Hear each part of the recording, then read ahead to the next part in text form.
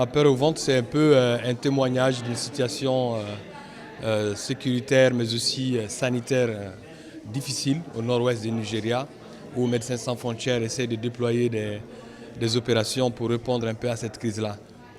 Pourquoi cette projection? C'est parce que nous pensons que cette crise est certes critique maintenant, mais elle risque de se dégrader lorsque la période de soudure va arriver. Et c'est un appel un peu à toutes les organisations pour qu'elles puissent s'intéresser davantage à cette partie du monde où les enfants meurent, où plus de 1000 enfants sont pris en charge chaque semaine dans le secteur de santé.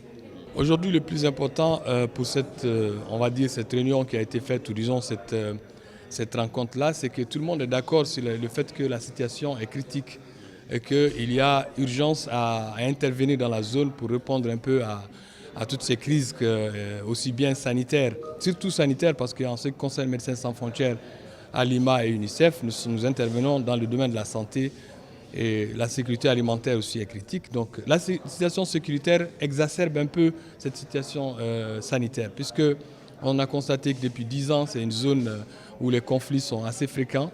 Mais depuis quelques années, nous voyons une recrudescence de ces violences-là qui ont un impact direct sur les femmes et les enfants qui sont les couches les plus vulnérables.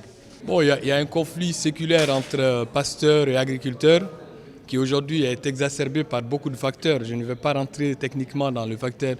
Il y a entre autres un peu, comme les panélistes l'avaient dit tout de suite, il y a le changement climatique où on a très peu de zones, on va dire, pour les pasteurs. Il y a des conflits entre agriculteurs qui a créé un peu l'émergence de certaines bandes, ce qu'on appelle les bandits armés, qui sont armés avec la prolifération des armes. Et de l'autre côté, on a vu aussi la naissance de ce qu'on appelle des milices armées. Donc ça, c'est un cocktail un peu qui rend la situation très complexe. Voilà, donc nous, on alerte un peu sur la situation sanitaire, qui est un peu le corollaire de cette situation sécuritaire qui prévaut.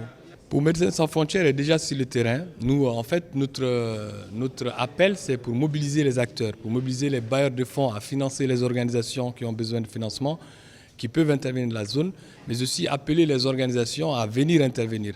MSF conduit déjà des programmes sur la zone et on va continuer de les faire, mais on ne peut pas tout faire. C'est ça le problème.